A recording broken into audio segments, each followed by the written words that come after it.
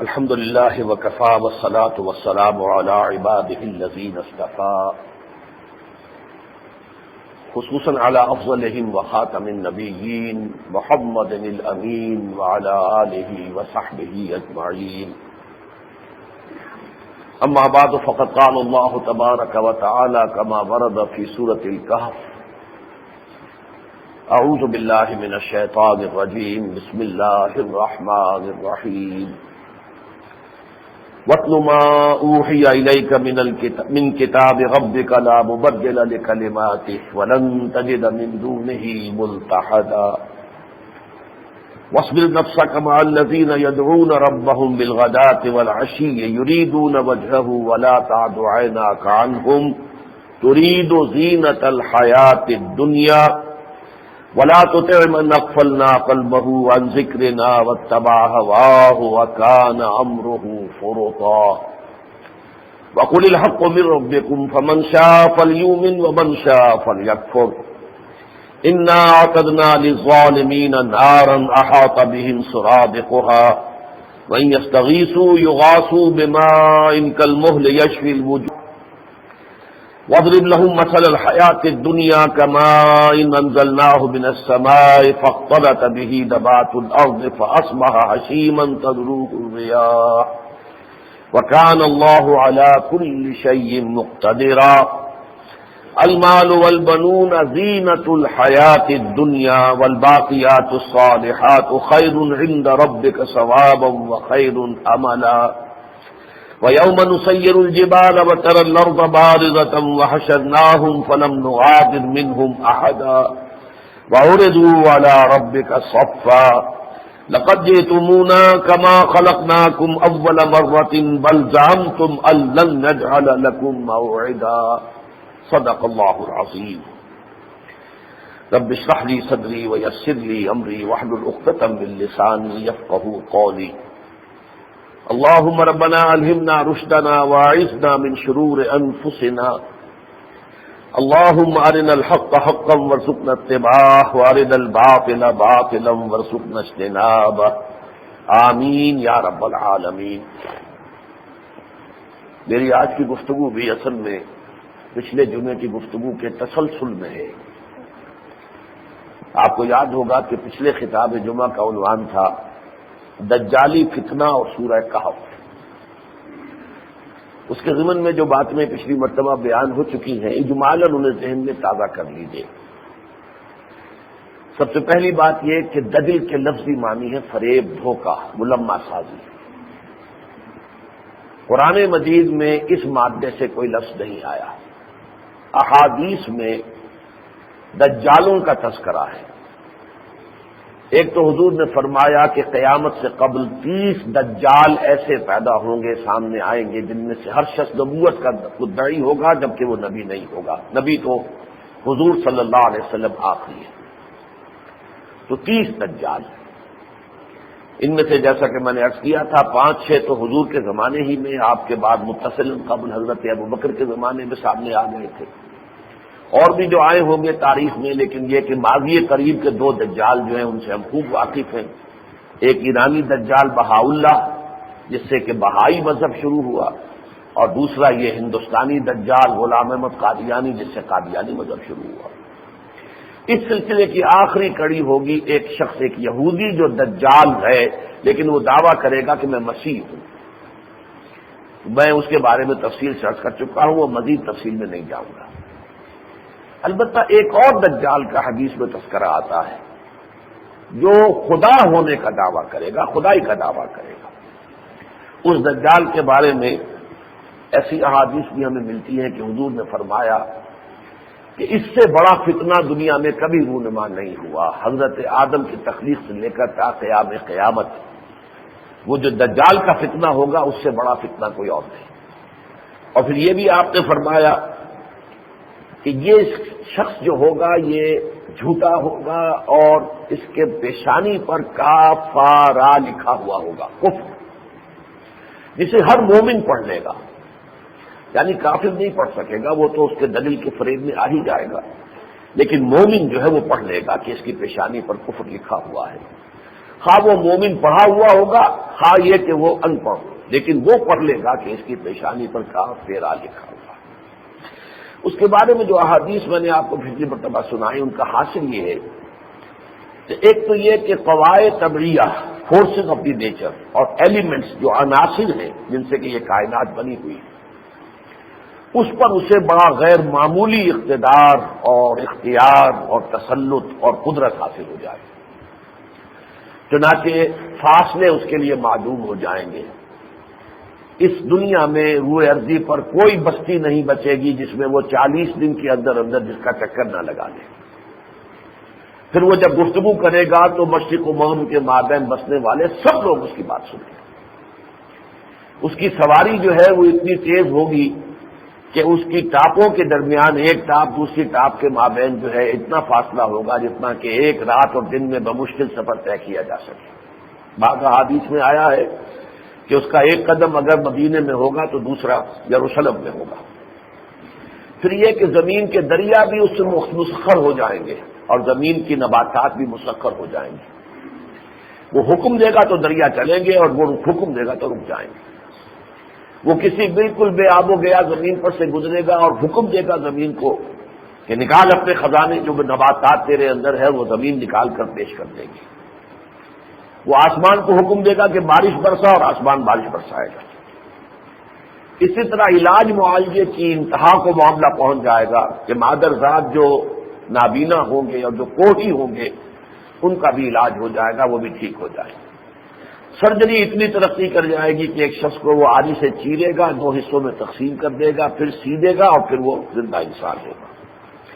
پھر مردوں سے مکالمے ہوں گے اور شیاطین ہوں گے، جنات کے جو فوت شدہ لوگوں کی شکل اختیار کر کے آئیں گے اور وہ کہیں گے دیکھو میں تمہارا والد ہوں، میں تمہاری والدہ ہوں، دیکھو میں تمہارا دوست ہوں، پرانا دوست ہوں، اور یہ واقعتاً خدا ہے، اس کو مانو، اس کی پرستش کرو، اسے سجدہ کرو۔ اس کا نتیجہ یہ نکلے گا، بلکہ ایک اور حدیث جو میں نے سنائی تھی جس کے الفاظ یہ کہ اس کے ساتھ جو ہے 2 چیزیں ہوں گی، ایک پانی اور ایک آگ۔ تو جو لوگوں کو آگ نظر آئے گی وہ حقیقت میں پانی ہوگا، ٹھنڈا میٹھا پانی، اور جو لوگوں کو پانی نظر آیا وہ حقیقت میں آگ ہوگی۔ جو لوگ اس کے پانی کی طرف لپکیں گے وہ در حقیقت میں آپ کو دوزخ میں ڈلوائیں گے، اور جو لوگ اس کی آگ کو قبول کر لیں گے وہ در حقیقت جنت کی جو نعمتیں ہیں ان سے بہرایاب ہوں گے۔ پھر اس کا نتیجہ یہ نکلے گا کہ اچھا بھلا مومن شخص جو یہ سمجھے گا کہ میں مومن ہوں، لیکن یہ کہ اس کے دل میں جو شبہات اور شکوک یہ پیدا کر دے گا اس کے بنا پر وہ کافر ہو جائے گا۔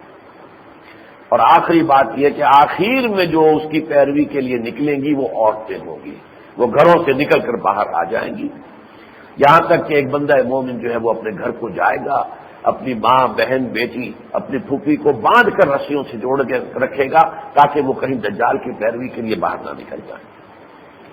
تو میں نے عرض کیا تھا کہ یہ شخص دجال جو ہے اگرچہ ابھی تک ظاہر نہیں ہوا، لیکن حضور نے خبریں دی ہیں وہ ہوا صادق المصدوق، تو لازماً ایسا ہوگا قیامت سے پہلے۔ یہ کوئی بہت بڑا فتنہ ہے کہ جو اہل ایمان کی آزمائش کے لیے اللہ تعالیٰ کی طرف سے نمودار ہوگا۔ یہ دجال شخص کون ہوگا؟ کوئی انسان ہوگا یا کوئی جنات میں سے ہوگا، اس لیے کہ حضرت تمیم داری رضی اللہ تعالیٰ عنہ سے جو روایت تفصیلاً آتی ہے کہ وہ ایک دفعہ بحری سفر پر تھے تو وہ جہاز طوفان کے اندر جو ہے گر گیا، پھر 1 مہینے تک لہریں ادھر سے ادھر ان کی کشتی کو لیے پھرتی رہی، پھر اچانک وہ ایک جزیرے پر جا لگے۔ اس جزیرے میں پھر ان کی ملاقات ہوئی ہے کہ جو ایک بہت ہی قوی ہیکل دیو جو ہے وہ کسی جگہ پر بندھا ہوا تھا رسیوں سے، وہ تفصیل میں نہیں جا سکتا، وقت کم تھے، آپ احادیث پڑھیے، یہ تو بخاری شریف کی روایت ہے تمیم داری کی۔ تو وہاں پہ وہ پھر بتائے گا کہ میں دجال ہوں، ابھی تو میں پابند ہوں۔ تو اس سے ایک امکان محسوس ہوتا ہے کہ وہ شیاطین جن میں سے کوئی ہے کہ جسے ابھی تو اللہ نے کہیں پابند کیا ہوا ہے، پابند سلاسل ہے، بندھا ہوا ہے، لیکن کسی وقت وہ ظاہر ہو جائے گا، اور اس وقت پھر یہ ہے کہ وہ لوگوں کے ایمان کے لیے ایک بہت بڑی آزمائش بن جائے گا کہ کون ہوں گے کہ جو اس کی آگ کو قبول کر لیں گے تاکہ جنتی بنے، اور کون لوگ ہوں گے کہ جو اس کے پانی کی طرف دھکیں گے کہ پھر یہ کہ در حقیقت میں وہ جہنم کے گڑھے کے اندر جھونک دیے جائیں گے۔ لیکن اصل بات جو میں نے عرض کی تھی وہ یہ کہ شخص دجال تو جب آئے گا لیکن انگریزی کے محاورے کے حوالے سے آپ کو یاد ہوگا میں نے عرض کیا تھا کہ coming events cast their shadows before, جو واقعات ابھی مستقبل کے پردے میں ہیں، ابھی رونما نہیں ہوئے، ان کے کچھ آثار ظاہر ہونے شروع ہو جایا کرتے ہیں، آنے والے واقعات کے سائے جو ہیں وہ ان کے ظہور پذیر ہونے سے پہلے آ جاتے ہیں۔ تو وہ سایہ جو ہے دجالی فتنہ، وہ بتمام و کمال اس وقت جو ہے روئے ارضی کے اوپر مسلط ہو چکا ہے۔ اور وہ کیا ہے؟ سائنس کی وہ ترقی، ٹیکنالوجی کی وہ ترقی کہ جو اب آسمان سے باتیں کر رہی ہے۔ وہ تو واقعہ یہ ہے کہ اس میں حیرت ناک معاملہ ہو چکا ہے، اچھے بھلے پڑھے لکھے لوگ بھی نہیں جانتے کہ انسان کا علم آج کہاں پہنچ چکا ہے۔ انفارمیشن ٹیکنالوجی وہ اچھے بڑے لوگوں کے سمجھ سے باہر ہے، جو ہو رہا ہے، جو معاملہ ہو رہا ہے اس وقت۔ وہ ساری ترقیاں ہو چکی ہیں، فاصلے ختم ہو چکے ہیں، علاج معالجہ سرجری بہت اونچی جا چکی ہے، وقت کا تو وہ سوال ہی نہیں۔ سواری آپ کے پاس ہوائی جہاز کی ایسی ہے کہ وہ ایک ٹاپ جو ہے، اگر آپ کی کراچی سے فلائٹ لاہور سے چلے اور وہ بس ایک دفعہ وہ سٹاپ اوور لے گی کہیں پہ پیرس میں یا کسی اور جگہ، اور پھر نیو یارک ہوگی، گویا کہ آدھی دنیا اسے طے کر لے گی۔ اور سورج غروب نہیں ہوتا، اس لیے کہ وہ تو چونکہ سورج بھی ادھر ہی جا رہا ہے جدھر ہم جا رہے ہوتے ہیں، اس لیے سورج کے غروب ہونے کی نوبت ہی نہیں آتی۔ بلکہ یہاں سے اگر ہم چلتے ہیں صبح کے کوئی 4-5 بجے تو شام کو 4-5 بجے نیو یارک میں ہوتے ہیں، سورج ابھی موجود ہوتا۔ تو یہ صورتحال جو ہے ہو چکی ہے عمل جراحی کی ذریعے کے سائنس اور ٹیکنالوجی جس حد تک جا چکے ہیں۔ اب جینیٹک انجینئرنگ کا معاملہ وہ بھی پچھلی مرتبہ بات کر چکا ہوں، چیزوں کے اندر اس درجے کی ترمیم ہو رہی ہے، سیڈز جو ہیں بالکل نئے۔ تازہ جو ندائے خلافت آیا ہے اس میں ہمارے ایک ساتھی ہیں جو آج کل سوئٹزرلینڈ گئے ہوئے ہیں، وہ اس سے پہلے ڈاکٹریٹ کر کے آئے تھے امریکہ سے جینیٹک انجینئرنگ ہی میں، اور اب پھر گئے ہوئے کسی مزید ٹریننگ کے لیے۔ تو ان کا ایک خط آیا ہے جو تازہ ندائے خلافت میں چھپا ہے۔ میں نے پہلے جو آپ کو ٹرپس کے حوالے سے بتایا تھا اس میں ایک نئی بات کا اضافہ کر لیجئے کہ ریپروڈکٹیو پاور نہیں ہے، وہ اب آگے جو ہے تناسل کا معاملہ اس سے نہیں چل سکتا۔ اسی طریقے سے یہ بیج جو ہے یہ خصی بیج ہوگا کہ اس سے آگے نسل نہیں چل سکتی۔ ہاں اس سے یہ ہے کہ جو ایک فصل ہے وہ آپ لے لیجیے۔ لہذا گویا کہ پوری دنیا کی زراعت جو ہے وہ ان ملٹی نیشنل جو اس وقت کمپنیاں ہیں ان کے قبضے میں ہوگی کہ جسے چاہیں گے بیج دیں، وہ بیج دیں تو آپ کے کھیت جو ہے ان کے اندر کاشت ہو سکے گی، وہ بیج نہ دیں تو سوال ہی پیدا نہیں ہوگا، اور ظاہر بات ہے کہ اس کے پھر وہ من مانی قیمتیں وصول کریں گے۔ پھر جیسا کہ میں نے عرض کیا تھا کہ یہ آخر میں جو کہا کہ دجال کے پیروی میں عورتیں نکلیں گی، تو وہ بھی فائنل شکل میں میرے سامنے اس وقت ہے۔ میں نے اس سے پہلے کئی مرتبہ تذکرہ کیا ہے کہ سن 94 کی کائرو کانفرنس، پھر سن 95 کی بیجنگ کانفرنس، اور اب ہو رہی ہے اگلے مہینے 5 جون سے 9 جون تک کہ جو نیو یارک میں یونائٹڈ نیشنز اسمبلی کا اسپیشل سیشن ہو رہا ہے، بیجنگ +5، کیونکہ 5 سال ہو گئے بیجنگ کانفرنس کو۔ اس میں جائزہ لینا ہے کہ ہم نے جو ایجنڈا دیا تھا اور جو پروگرام دیا تھا اس پہ کتنا عمل ہوا، کہاں کہاں اس میں کوئی جو ہے کوتاہی ہو رہی ہے، اس کوتاہی کو کیسے ختم کرے۔ اور وہ ایجنڈا میں تفصیل سے آپ کے سامنے بیان کر چکا ہوں کہ شرم و حیا، عصمت و عفت اور خاندانی نظام کا بیڑا غرق کر دینے والا ایجنڈا ہے۔ عورتوں کی آزادی، ویمن لب، عورت چاہے تو پروسٹیٹیوٹ بنے، آپ کو اس کے اوپر کوئی اعتراض کرنے کا حق نہیں ہے، وہ بھی ایک لیبرر ہے۔ جیسے کسی نے اپنی ہاتھ کی قوت استعمال کی، کشتی چلائی ہے، یا کوئی اور طاقت استعمال کی دماغ کی اور بیٹھ کر دفتر میں، ایسے وہ اپنے جو بھی اللہ نے اس کو سیکس آرگنز دے رکھے ان کو وہ استعمال کر رہی ہے کمائی کے لیے۔ یہ بھی ایک لیبرر ہے، ورکر ہے، سیکس ورکر ہے۔ اس کو کسی اعتبار سے بھی آپ یہ نہ سمجھیے کہ کوئی گھٹیا کام ہے۔ اسی طرح شہوت جیسے چاہے پوری کر لی جائے، مرد مرد سے، عورت عورت سے، اور یہ کہ جیسے بھی ہو عورتوں اور مرد آپس میں کرے، اس کے اوپر کوئی قدغن کوئی پابندی نہیں ہونی چاہیے۔ ہومو سیکشول میرجز کو ریگولر میرج تسلیم کیا جانا چاہیے۔ عورتوں کے حقوق مکمل مساوی ہونے چاہیے تاکہ وراثت میں بھی برابری ہو۔ یہ اسلام کا قانون کیا ہے کہ بیٹی کے لیے آدھا اور بیٹے کے لیے جو ہے وہ پورا، یا بیٹی کا اکیلا تو بیٹے کا دوہرا، یہ نہیں، غلط بات ہے یہ ساری۔ طلاق کا معاملہ بھی بالکل برابر ہونا چاہیے، جب چاہے عورت بھی طلاق دے دے، جب چاہے مرد طلاق دے دے۔ یہ سارا ایجنڈا ہے، اور آپ نوٹ کیجئے کہ یہ اب ہوگا یونائٹڈ نیشنز کے ذریعے سے، UNO کے ذریعے۔ تو جو تازہ امپیکٹ میں وہ مضمون آیا ہے، مجھے چونکہ انہوں نے پہلے ہی ای میل کے ذریعے سے بھیج دیا تھا تو میں تو 2 جمعے پہلے سے آپ کو اس سے متعارف کرا چکا ہوں لیکن اب وہ امپیکٹ بھی آ گیا ہے، تو اس کا ہم نے جو ہے مضمون اب شائع کر دیا ہے، اور وہ 4 ورقے کی حیثیت سے یہاں پر انگریزی ایگزیکٹ جو اس کا اوریجنل ٹیکسٹ ہے وہ چھاپ کر ہم یہاں لے آئے ہیں۔ یہاں ہر صاحب کو جو بھی انگریزی پڑھ سکتے ہو وہ لے، جو انگریزی نہ پڑھ سکتے ہو وہ نہ لے، وہ تو ہماری طرف سے ہدیتاً ملے گا، لیکن یہ ہے کہ اسے بڑے پیمانے پر شائع کرنے کے لیے ہماری خواہش ہوگی کہ آپ کچھ خرچ کریں، اور اسے لوگوں تک پہنچانے کے لیے ہم نے اسے 10,000 کی تعداد میں شائع کیا ہے، تو کچھ تھوڑا بہت آپ بھی اس میں حصہ ڈالیں اور لوگوں تک اس کو پہنچائیں۔ بہرحال یہ ہے وہ دجالی فتنہ کہ جو اب اپنے آخری عروج کو پہنچا جاتا ہے۔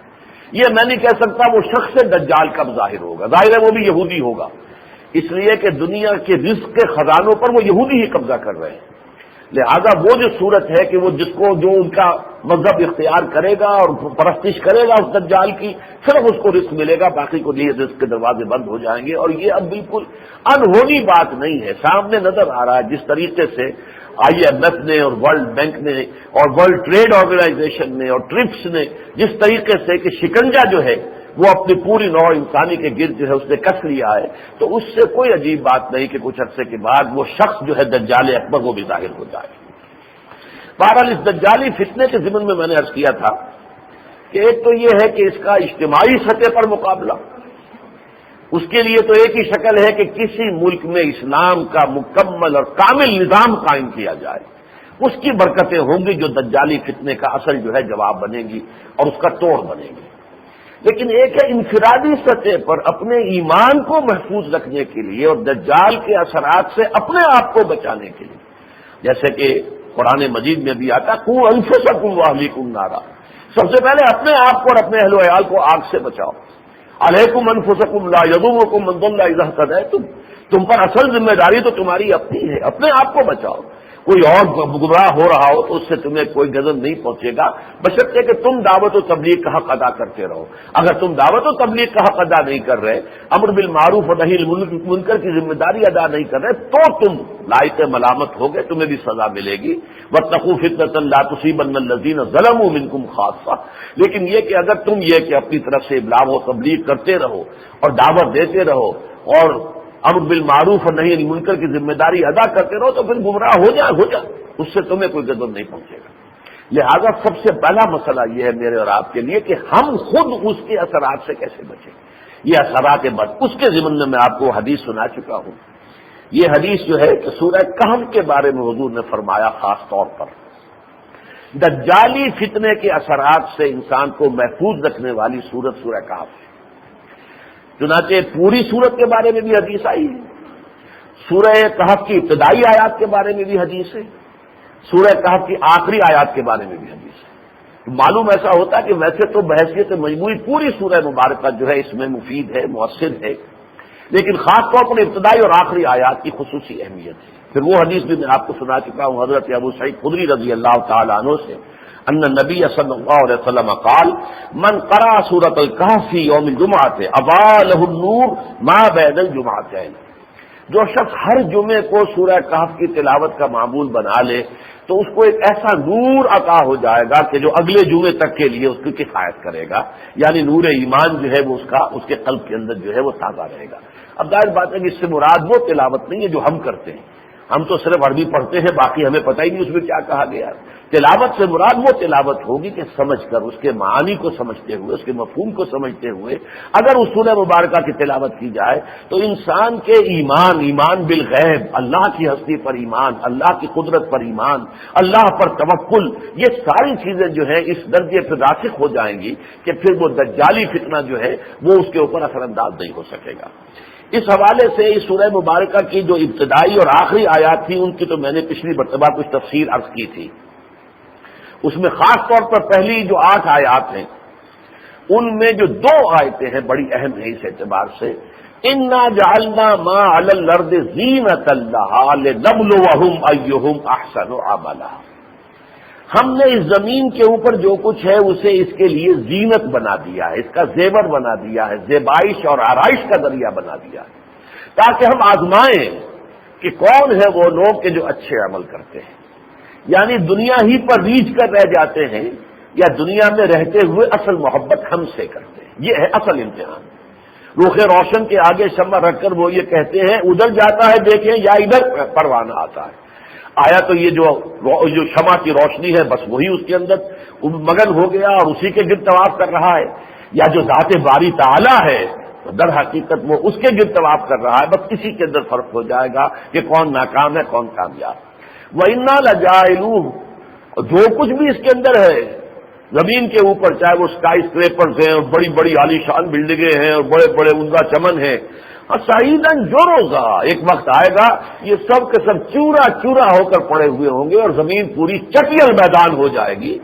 کوہ ہمالیہ تک کا وجود نہیں رہے گا, تو اسکائی اسکریپر جو ہے وہ کس گنتی میں آنے والے سب ختم ہو جائیں گے. سعیدن جوروزا, سعید کہتے ہیں چٹیل میدان اور جوروزا چورا چورا ہو جانا.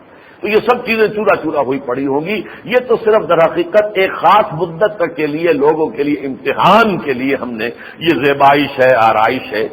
اس زیبائش اور آرائش کے بارے میں عرض کر چکا ہوں کہ ٹیکنالوجی اور سائنس کی جتنی ترقی ہو رہی ہے اس کی زیبائش اور آرائش میں اتنا ہی اضافہ ہو رہا ہے. اب آدمی جا کے دیکھتا ہے ورلڈ ٹریڈ سینٹر کو تو مبہوت ہو جاتا ہے ایک دفعہ, یہ عمارت بھی انسان نے بنا لی, یا اور اسی طرح کے کرشمے وہاں پر آپ دیکھیے جا کر, تو انسان جو ہے متاثر ہوتا ہے. آخر انسان کے اعصاب جو ہے وہ اس سے اثر قبول کرتے ہیں. تو یہ چیزیں جو ہے جتنی ٹیکنالوجی بڑھی ہے, جتنی سائنس نے ترقی کی ہے, اب یہی بات ہے عام آدمی کے لیے, لو جی ہمارا مولوی جو ہے وہ تو استنجے کے ڈھیلے ہی جو ہے گنتا رہ گیا ہے, اور یہ لوگ دیکھو یہ تو آسمان پہ پہنچ گیا, یہ تو چاند کے اوپر ہوا ہے, ان کا جہاز جو ہے مریخ کا چکر لگا کے آ گیا ہے. تو اصل شے تو وہ ہے, اصل چیز تو سائنس ہے, اصل چیز ٹیکنالوجی ہے.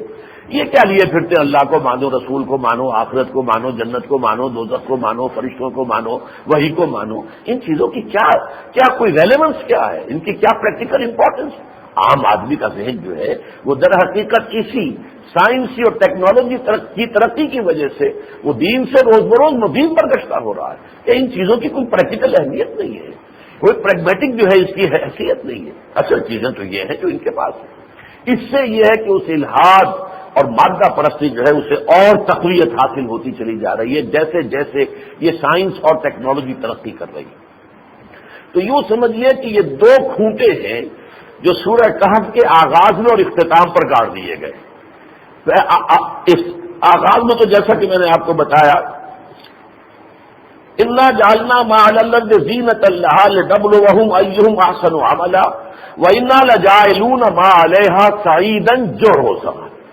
ہم نے اس زمین کے اوپر جو کچھ ہے اسے اس کے لیے آرائش اور زیبائش کا ذریعہ بنا دیا, زینت بنا دیا. لیکن ایک وقت آئے گا کہ یہ سب چورا چورا ہو کر چیزیں بکھری ہوئی ہوں گی اور یہ سب میدان چٹیل ہوگا, اس لیے کہ یہی حشر ہونا ہے. اذا دکت الارض دکن دکم وجاء ربکم الملک صفا صفا, وہیں پر پھر ہماری حاضری بھی ہوگی. آخر میں دو آیتیں پھر آئیں جو اس کا منطقی نتیجہ ہے. جو اس زیبائش اور آرائش کے اندر مفتون ہو کر رہ گئے, گیج کر رہ گئے, انہی کے ہو گئے, اسی کی بھاگ دوڑ, اسی کی طلب, اسی کے لیے جد و جہد, صبح سے شام تک اسی کی فکر, اور اس میں حلال کو بھی ختم, حرام کو بھی ختم, ساری قیود اور حدود جو ہے شریعت کی اور دین کی وہ سب بھی جو ہے پامال. تو ظاہر بات ہے کہ ان کے بارے میں فرمایا قل هل ننبئکم بالاخسرین اعمالا, اے نبی ان سے کہیے ہم بتائیں تمہیں سب سے زیادہ خسارے میں رہنے والے کون ہیں. اپنی دنیاوی بھاگ دوڑ تو سب کر رہے ہیں, لیکن سب سے زیادہ خسارے میں کون ہیں؟ الذین ضل سعیہم فی الحیات الدنیا, وہ لوگ کہ جن کی بھاگ دوڑ, سعی و جہد, محنت و مشقت دنیا کی زندگی ہی میں گم ہو کر رہ گئی, کھوئی گئی دنیا ہی کے اندر. عاقبت کے لیے کوئی محنت ہی نہیں کی, اس کے لیے کوئی جد و جہد ہی نہیں کی, آخرت کے لیے کوئی کمائی ہی نہیں کی, سارا کچھ جو ہے وہ صرف اس دنیا کے لیے. الذین ضل سعیہم فی الحیات الدنیا وہم یحسبون انہم یحسنون صنعا. اور پھر ان کے اس سے بالا تر بات یہ ہے کہ وہ سمجھتے ہی ہیں کہ ہم تو بہت اچھے کامیاب جا رہے ہیں, ہم نے محنت کی تو کاروبار ہمارا جم گیا, ہماری پہلے ایک دکان تھی آج 3 دکانیں ہیں, ہمارا پہلے 1 مل تھا آج 10 ہمارے مل چل رہے ہیں. وہ یہ سمجھ رہے کہ ہم کامیاب ہو رہے ہیں. پہلے میں کبھی کہیں جو ہے وہ کسی جگہ پر کسی میونسپل کارپوریشن کا یا جو بھی کاؤنسل ہوتی ہے اس کا میں رکن تھا, اس کے بعد میں آ گیا ہوں, دیکھو ایم پی اے بن گیا ہوں.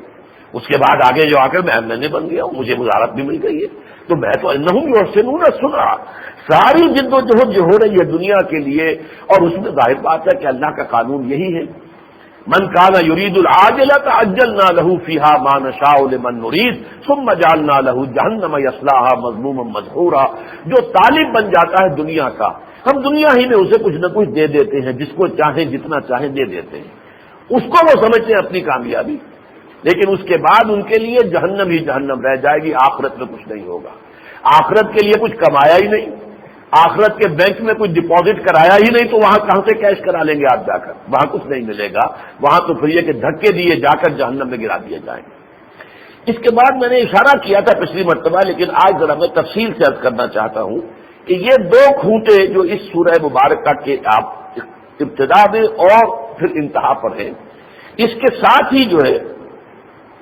آپ درمیان میں بھی دیکھیے ایک آیا موقع حضور سے خطاب۔ اب ظاہر بات ہے کہ دنیا میں جن کے پاس دولت تھی، ظاہر چمک دمک تھی، تو حضور ان کی طرف کچھ التفات زیادہ فرماتے تھے کہ یہ اگر ایمان لے آئیں گے، اگر ابو جہل ایمان لے آئے تو اہل ایمان کو تقویت حاصل ہوگی، وہ بڑا سردار ایمان لے آئے، عمر ایمان لے آئے، جب تک کہ وہ ایمان نہیں لائے تھے تو حضور دعائیں کرتے تھے نا کہ اللہ عمر بن الخطاب یا عمر بن ہشام میں سے کسی کو تو میری جھولی میں ذرا ڈال دے، ایک کو تو ضرور ہی ڈال دے، تو اللہ تعالیٰ نے وہ دعا قبول کر لی حضور کی، اور حضرت عمر جو ہے پھر عمر بن الخطاب سے آگے بڑھ کر عمر فاروق اعظم بنے رضی اللہ تعالیٰ عنہ۔ لیکن یہ جو آپ کا التفات تھا، اس سے یہ ہے کہ دو معاملات ہو رہے تھے کہ جو ذرا منفی نتائج نکل رہے تھے۔ ایک تو دیکھنے والوں کو یہ اندازہ ہوتا تھا کہ شاید ان کی نگاہ میں بھی دنیاوی مال اور دولت ہی کی قدر ہے، کہ یہ دولت مندوں کے پیچھے زیادہ توجہ دے رہے ہیں، ان کی طرف زیادہ عنایت کر رہے ہیں، تو شاید یہ دنیا کی چمک دمک جو ہے معاذ اللہ ثم معاذ اللہ، شاید اس کے فریب میں محمد بھی آ گئے صلی اللہ علیہ وسلم۔ اور دوسرے یہ کہ جو فقراء تھے بیچارے غریب، جو ان کے غلاموں میں سے تھے جو ایمان لے آئے تھے، ان کے اندر ایک احساس محرومی پیدا ہو رہا تھا کہ حضور کی توجہ اور عنایت ہماری طرف اتنی نہیں ہے جتنی کہ ان بڑوں کی طرف ہے، سرداروں کی طرف ہے، چودھریوں کی طرف ہے، دولت مندوں کی طرف ہے، سرمایہ داروں کی طرف ہے۔ تو ان دو اسباب سے حضور کو روکا گیا کہ آپ ایسا نہ کیجئے، بلکہ آپ زیادہ وقت اپنا دیجئے ان فقراء کو جو اللہ کو چاہنے والے ہیں، اللہ کا ذکر کرنے والے ہیں صبح و شام، تو آپ ان سے ہٹا کر اپنی توجہ ان لوگوں کی طرف نہ دیجئے کہ جنہیں دنیاوی مال و دولت یا حیثیت و وجاہت ملی ہوئی ہے، کہ مبادا لوگ یہ سمجھیں کہ شاید محمد کی نگاہ میں بھی صلی اللہ علیہ وسلم اس دنیا اور اس کی چمک دمک ہی کی گویا کی قدر و قیمت۔ یہ مضمون ہے جس میں پھر وہ الفاظ آئیں گے، وَاتْلُ مَا أُوحِیَ إِلَیْکَ مِن کِتَابِ رَبِّکَ، اے نبی آپ پڑھتے رہا کیجئے، تلاوت کیا کیجئے جو بھی آپ کی طرف وحی کی گئی ہے کتاب میں سے، آپ کے رب کی کتاب میں سے، لا مبدل لکلماتہ، اس کی باتوں کا کوئی بدلنے والا نہیں ہے، اس کی اپنی مشیت ہے، اس کی اپنی پلاننگ ہے، کون ایمان لائے گا کون نہیں لائے گا وہ جانتا ہے، کون کب ایمان لائے گا وہ جانتا ہے، کب یہ اللہ تعالیٰ کی طرف سے نصرت آئے گی اس کے علم میں ہے۔ وَلَن تَجِدَ مِن دُونِهِ مُلْتَحَدًا، اور آپ اللہ کے سوا کوئی اور اپنے لیے پناہ گاہ نہیں پائیں گے، آپ کو تو بس پناہ ملے گی تو اللہ کے دامن میں ملے گی۔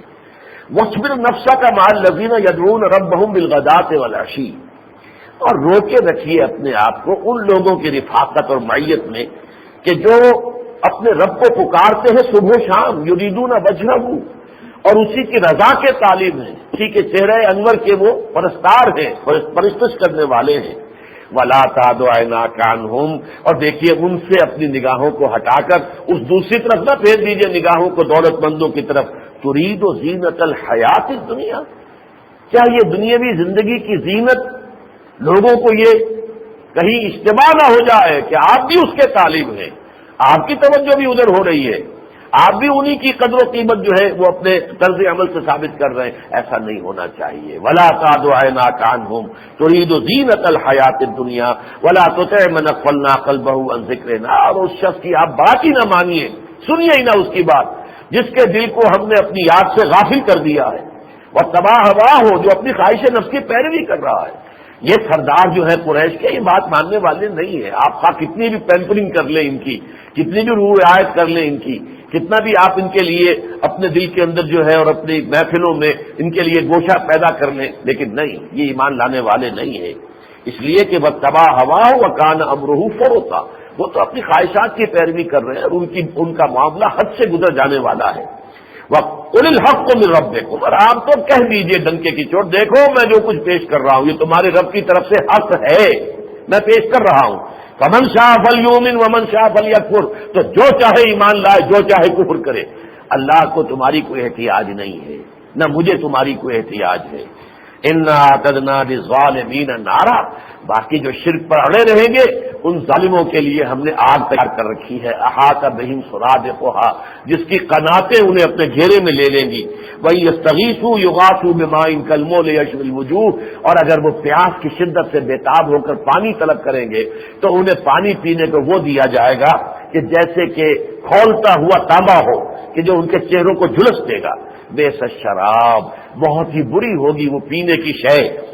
وساعت مرتفقہ، اور بہت ہی برا ہوگا ان کا انجام، اور ان کی آرام گاہ جو ہوگی جو انہیں جہنم میں ملے گی بہت بری ہوگی۔ اب ان آیتوں میں بھی دیکھا آپ نے کہ زینت الحیات الدنیا، دنیا کی زندگی کی زیبائش اور آرائش، جو اس سورہ مبارکہ کا مرکزی مضمون ہے۔ ذرا اور آگے چلیے، فرمایا وَاضْرِبْ لَهُمْ مَثَلَ الْحَيَاةِ الدُّنْيَا، اور اے نبی ذرا ان لوگوں کے سامنے دنیا کی زندگی کی ایک مثال بیان کیجیے۔ کَمَاءٍ أَنزَلْنَاهُ مِنَ السَّمَاءِ، ایسے ہی ہے یہ دنیا کی زندگی جیسے ہم آسمان سے پانی اتارتے ہیں، بارش بھیجتے ہیں۔ فَاخْتَلَطَ بِهِ نَبَاتُ الْأَرْضِ، وہ پانی زمین میں جذب ہوتا ہے اور زمین کی رویدگی کو لے کر باہر نکل آتا ہے، تو اس کے ساتھ زمین کی رویدگی وہ تو ہے اس کے اندر، اوپر سے تو صرف پانی آیا تھا نا، لیکن وہ سب کچھ جو ہے ڈورمنٹ زمین کے اندر اس کے وہ خزانے پڑے ہوئے تھے، لیکن وہ اس پانی کے ساتھ مل جل کر باہر آ جاتے ہیں۔ فَاخْتَلَطَ بِهِ نَبَاتُ الْأَرْضِ، پھر ایک وقت آتا ہے کہ وہ جو سبزہ اگا تھا اس کے بعد وہ زرد ہو جاتا ہے، اس کے بعد چورا چورا ہو کر ختم ہو جاتا ہے۔ فَأَصْبَحَ حَشِيمًا تَذْرُوهُ الرِّيَاحُ، پھر وہ چورا چورا بھی ہو جاتا ہے اور ہوائیں اس کو لیے اڑتی پھرتی ہیں۔ وَكَانَ اللَّهُ عَلَى كُلِّ شَيْءٍ مُقْتَدِرًا، یقیناً اللہ تعالی ہر شے پر قدرت رکھتا ہے۔ گویا کہ یہی انسانی زندگی ہے۔ دیکھیے ایک ہمارا مادی وجود ہے جو اس زمین سے آیا ہے، لیکن ایک ہماری روح ہے جو آسمان سے آئی ہے۔ جیسے پانی آسمان سے آیا اور زمین کی رویدگی جو ہے اس کے ساتھ مل کر باہر آ گئی تو سبزہ ہو گیا، تو مادی وجود حیوانی وجود جو زمین سے بنا ہے اور روح جو آسمان سے آئی ہے، ان دونوں کے امتزاج سے یہ میرا اور آپ کا وجود ہے۔ جیسے سبزہ جو ہے وہ چند دنوں کے بعد یا ایک مہینے کے بعد جو ہے وہ سوکھ کر اور بالکل زرد ہو کر اور چورا چورا ہو جاتا ہے، فرق یہ ہے کہ ہمیں 30 40 50 60 70 سال لگ جاتے ہیں، لیکن اس کے بعد ہوگا یہی، مریں گے زمین میں دفن ہوں گے اور ہمارے بھی عناصر جو ہیں وہ بالکل منتشر ہو کر مٹی میں مل جائیں گے۔ جیسے وہ سبزہ جو ہے وہ چورا چورا ہو کر جو ہے وہ زمین میں مل جائے گا، رل جائے گا، ہو سکتا ہے کہ وہ اگلی فصل کے لیے کھاد کا کام دے، اللہ اللہ خیر اللہ۔ اسی طریقے سے انسان جو ہے وہ بھی قبر میں جائے گا اور اس کے وہ عناصر جو زمینی سے آئے تھے زمینی میں مل جائیں گے، مٹی میں مل کر مٹی ہو جائے گی۔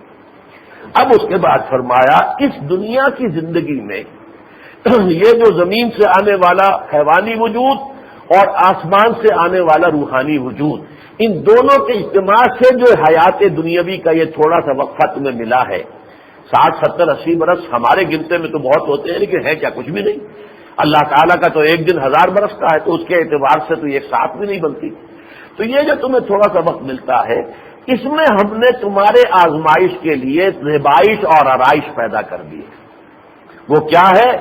فرمایا المال والبنون زینت الحیات الدنیا، یہ مال اور بیٹے یہ دنیا کی زندگی کی آرائش ہے، زیبائش ہے۔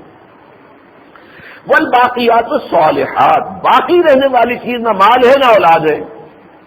اولاد بھی اسی طریقے سے مرے گی، مر کر مٹی میں ملے گی، مٹی ہو جائے گی۔ دوسرے یہ کہ اگر تو ان میں سے ایک پھول نکلے تو وہ تمہارے لیے توشہ آخرت بنیں گے، اور اگر وہ اٹھے بھی بدکار بن کر تو تمہاری قبروں پر جا کر پیشاب کریں گے، اور کیا کریں گے؟ یہی ہوگا نا۔ لہذا ان سے کوئی امید وابستہ نہ کرو، امید وابستہ کرو تو نیک اعمال اگر کیے ہیں، والباقیات الصالحات، نیک کام ہیں جو باقی رہنے والے ہیں، خیر عند ربک ثوابا وخیر عملا، وہ یقیناً بہت بہتر ہے تمہارے رب کے نزدیک بدلے کے اعتبار سے، اور وہی بہتر ہے کہ جن سے امید وابستہ کی جائے۔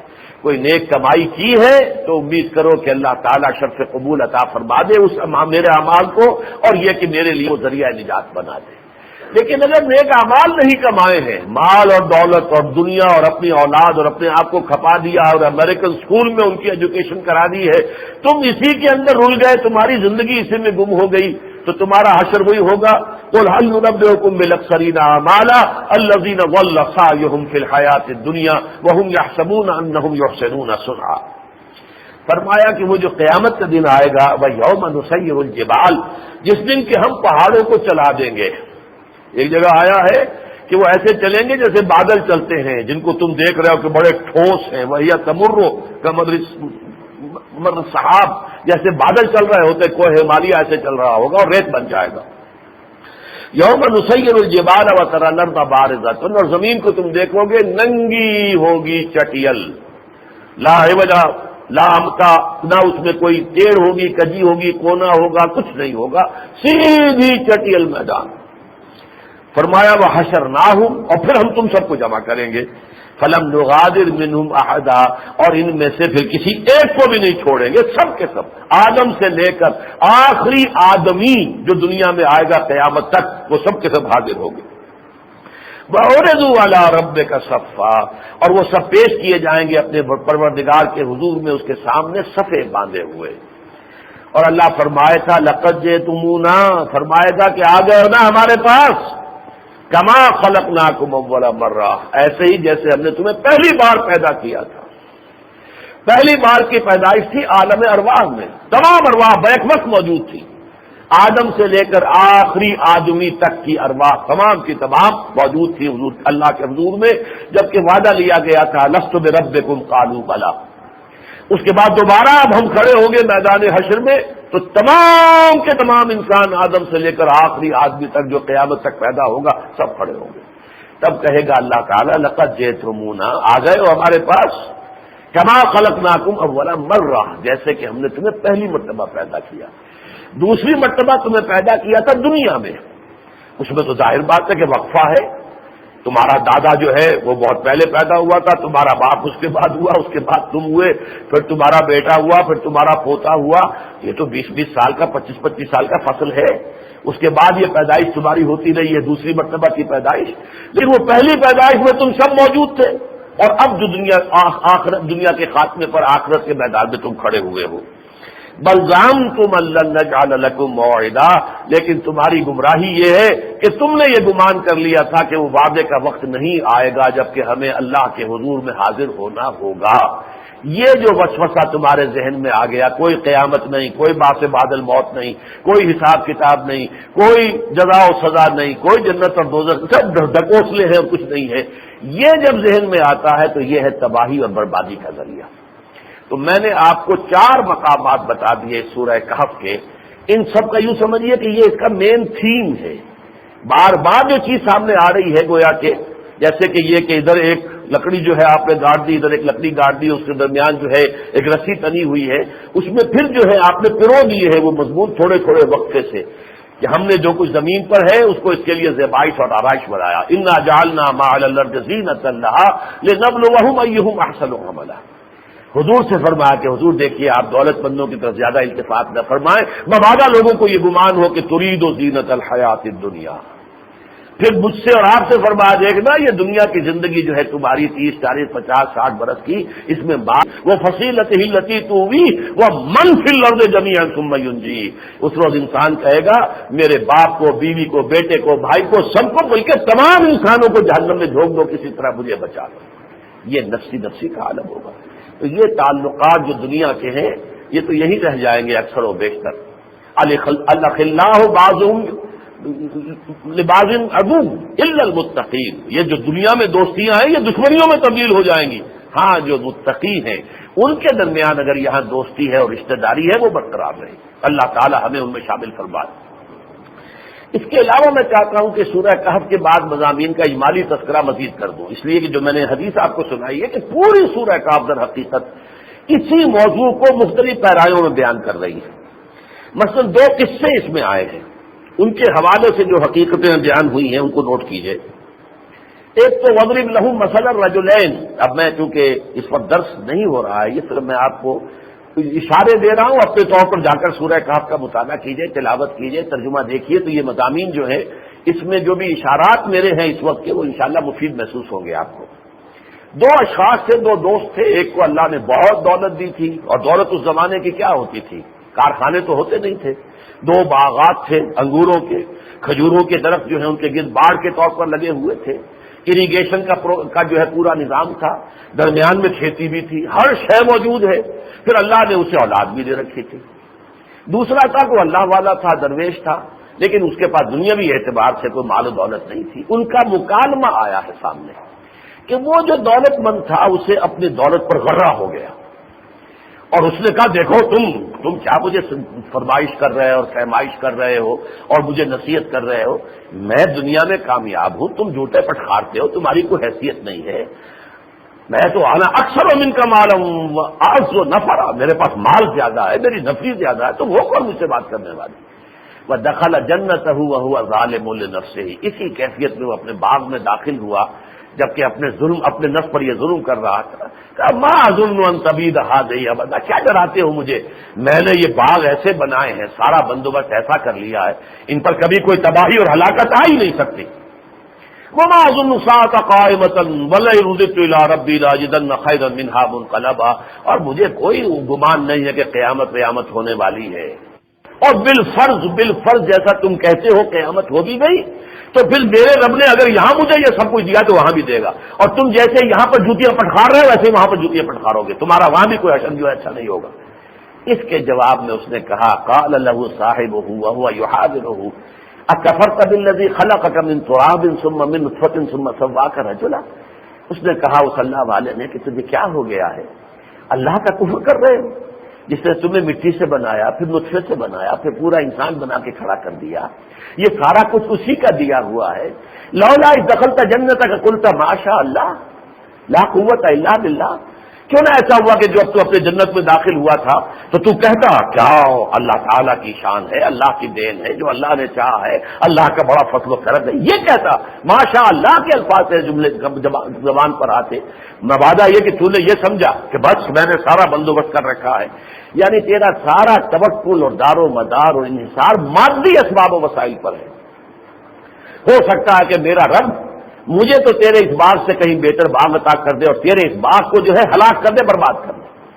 اس اللہ والے کی زبان سے نکلے ہوئے یہ الفاظ جو صحیح ہو گئے، اللہ تعالیٰ نے ان کے دونوں باغات کو غارت کر دیا۔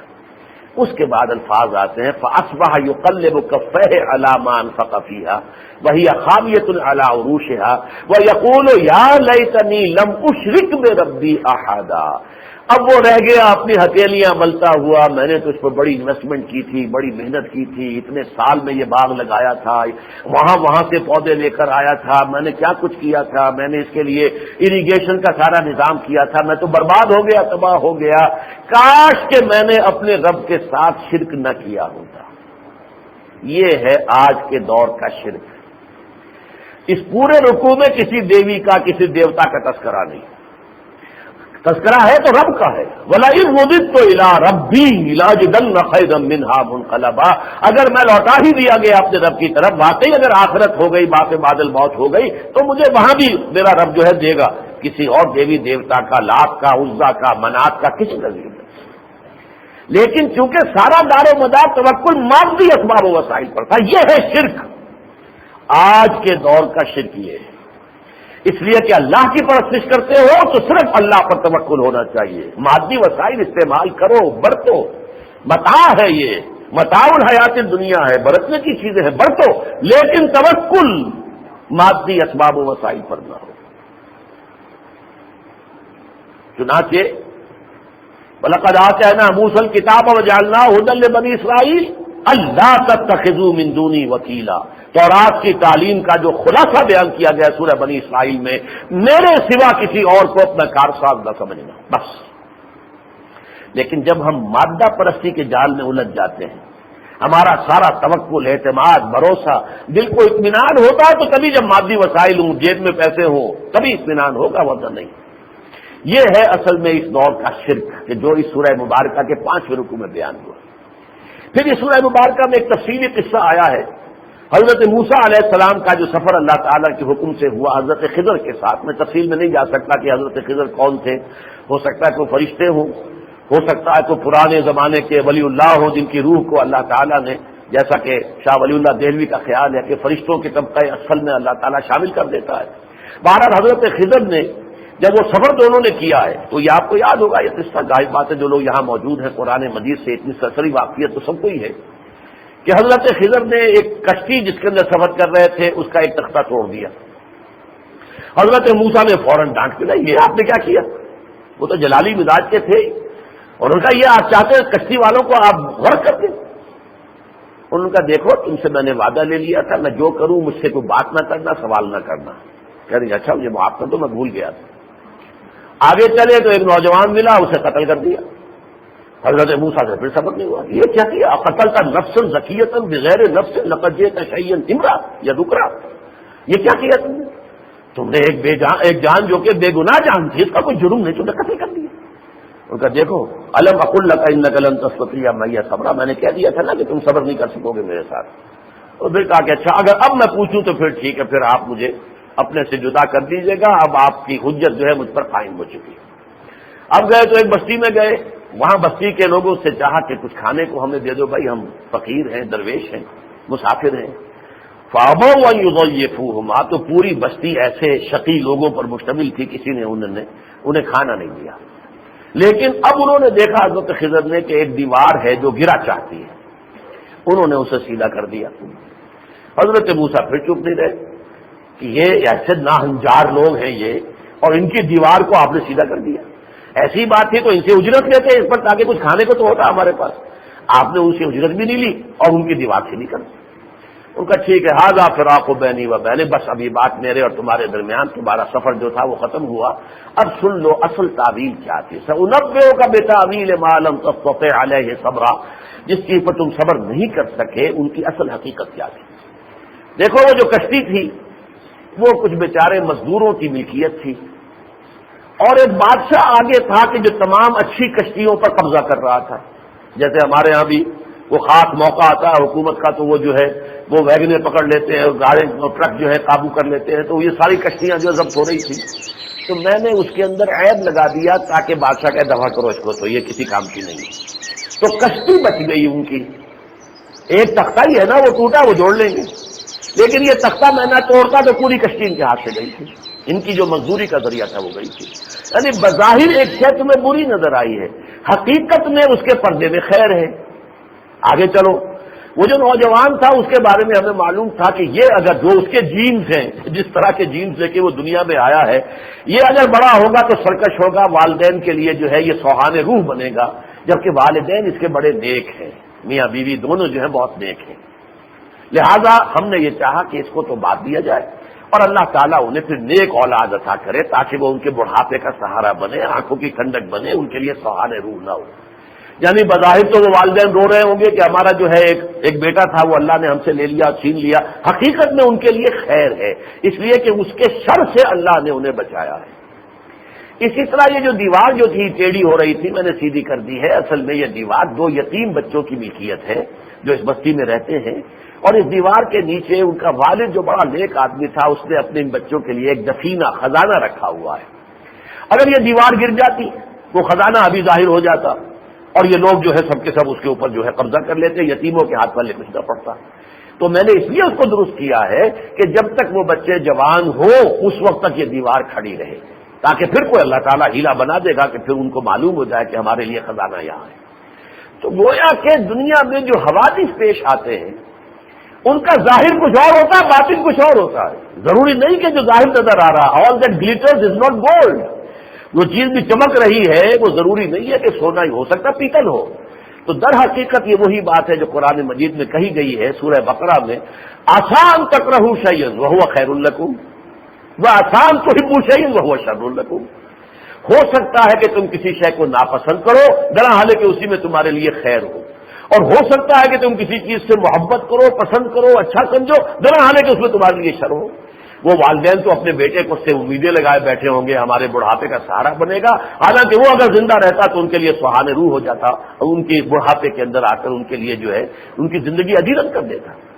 گویا کہ انسان کو جو بھی ظاہر میں دنیا میں حالات ہو رہے ہیں ان سے زیادہ اثر پذیر نہیں ہونا چاہیے، تھوڑا بہت تو اثر ہوتا ہے، کوئی آپ کا قریبی عزیز فوت ہو گیا، کچھ نہ کچھ رنج افسوس تو ہوگا، لیکن یہ نہیں، ایمان اللہ پر۔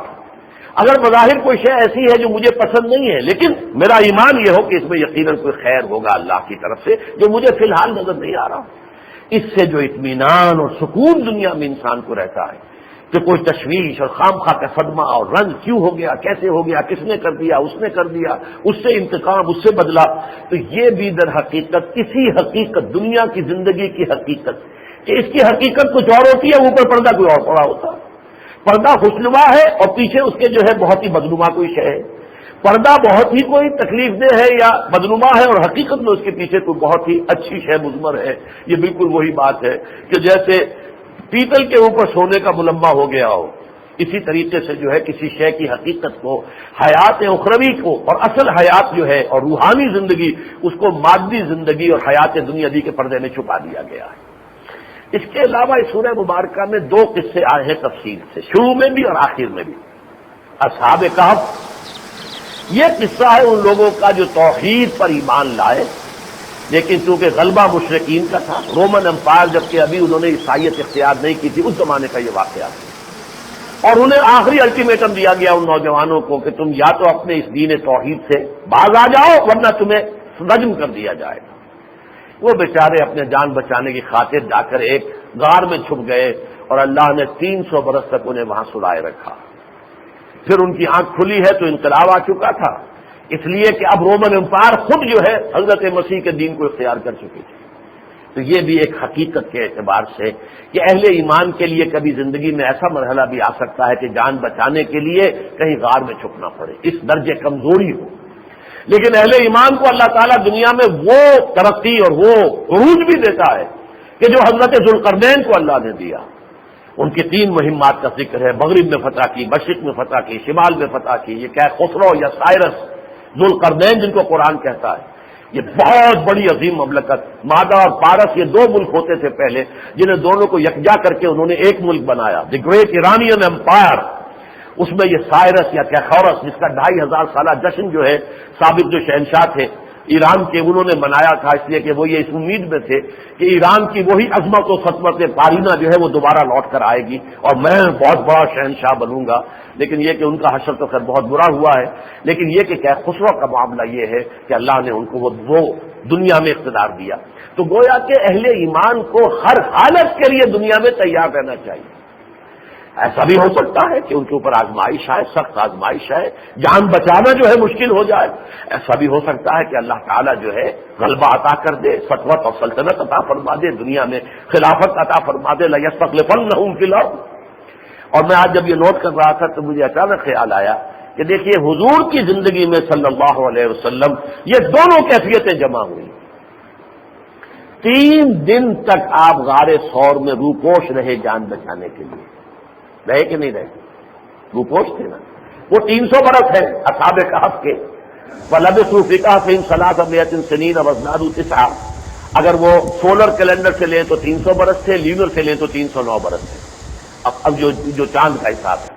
تو یہ 3 دن اور رات حضور بھی روپوش رہے۔ تو یہ گویا کہ اصحاب کہف کا ایک نقشہ، ایک جھلک حضور کی زندگی میں۔ پھر آپ 10,000 اپنے صحابہ کے ساتھ فاتح کی حیثیت سے مکے میں داخل ہوئے۔